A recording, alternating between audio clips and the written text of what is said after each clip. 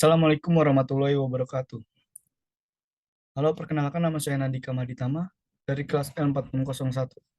Di sini saya akan mempresentasikan tentang sumber-sumber hukum Islam.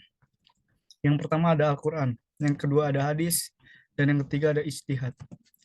Pertama Al-Quran. Al-Quran adalah kitab suci dan bagian-bagian penting dalam hidup umat Islam. Bagi kaum muslimin, Al-Quran juga merupakan hukum dan perintah pedoman untuk berperilaku dan moral, serta berisi filosofi agama.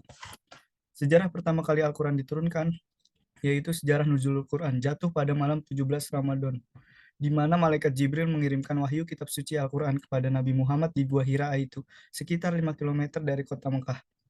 Dikatakan bahwa Nabi Muhammad menerima wahyu pertama tersebut saat berusia 40 tahun. Lalu pembukuan Al-Quran periode Abu Bakar. Abu Bakar memindahkan satu tulisan atau catatan Al-Quran yang semula bertebaran di kulit-kulit binatang, tulang, dan pelepah kurma, kemudian dikumpulkan dalam satu mushaf, dengan ayat-ayat dan surah-surahnya yang tersusun serta terbatas dalam satu mushaf. Kemudian ada pembukuan Al-Quran periode Utsman bin Affan. Penulisan Al-Quran di masa Utsman disesuaikan dengan tulisan aslinya yang terdapat pada Hafsah binti Umar. Utsman memberikan tanggung jawab penulisan ini kepada Zaid bin Sabit, Abdullah bin Zubair, Said bin As, dan Abdurrahman bin Haris bin Hisham. Lalu ada nama-nama Al-Quran, yaitu Kitab, Mubin, Quran, Karim, Kalam, Nur, Huda, dan Rahmah.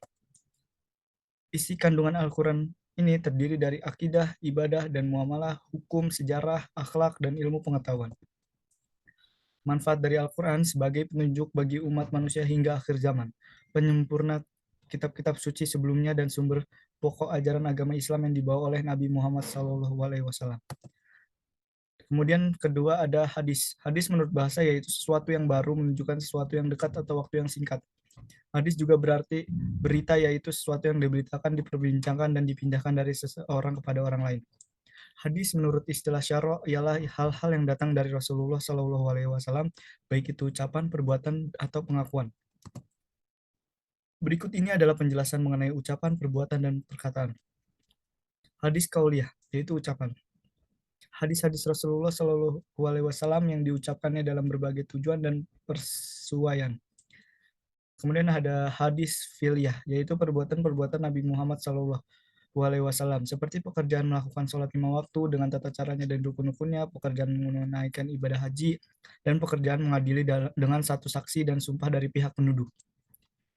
Yang ketiga ada hadis takririyah, yaitu perbuatan sebagian para sahabat Nabi yang telah diikrarkan oleh Nabi Muhammad SAW, baik perbuatan itu terbentuk ucapan atau perbuatan. Sedangkan ikrar itu ada kalanya dengan cara mendiamkannya dan atau melahirkan anggapan baik terhadap perbuatan itu sehingga dengan adanya ikrar dan persetujuan itu.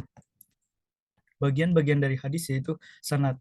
Sanad adalah seseorang yang menyampaikan dari Nabi Muhammad hingga bisa sampai kepada umat yang sekarang. Kemudian ada matan, adalah isi dari sebuah hadis yang disampaikan oleh Nabi Muhammad. Dan kemudian ada rawi. Rawi itu adalah orang yang sudah meriwayatkan sebuah hadis. Hadis menurut sandarannya terbagi menjadi dua, yaitu makbul atau diterima dan mardud atau ditolak. Dan berdasarkan pembagian ini terbagi lagi menjadi 4 macam, yaitu hadis qudsi, marfu, mauquf, dan makhtu. Fungsi hadis terhadap Al-Quran.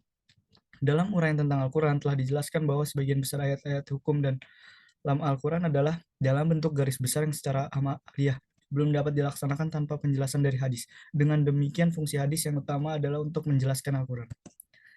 Yang ketiga ada ijtihad.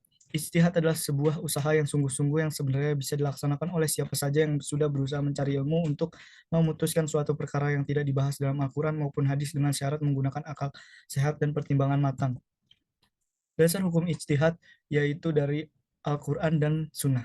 Jadi para ulama tidak sembarang menentukan hukum dari suatu permasalahan. Syarat mujtahid. Syarat mujtahid yaitu mengetahui Al-Quran, mengetahui asbab al-nuzul, mengetahui naskh dan mansukh, mengetahui as-sunnah, mengetahui ilmu diroyah hadis, mengetahui hadis yang naskh dan mansukh, mengetahui asbab al-wurud hadis, dan mengetahui bahasa Arab.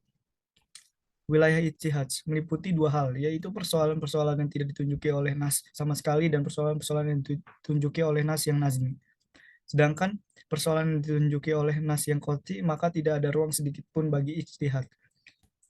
Nas adalah wahyu Allah atau teks yang ada dalam Al-Quran yang langsung diterima oleh Nabi Muhammad SAW dan hadis.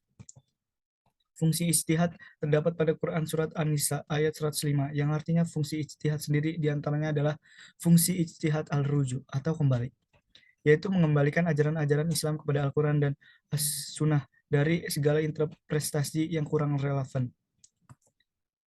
Sekian dari saya, kurang lebihnya mohon maaf. Wabillahi taufik wal hidayah. Wassalamualaikum warahmatullahi wabarakatuh.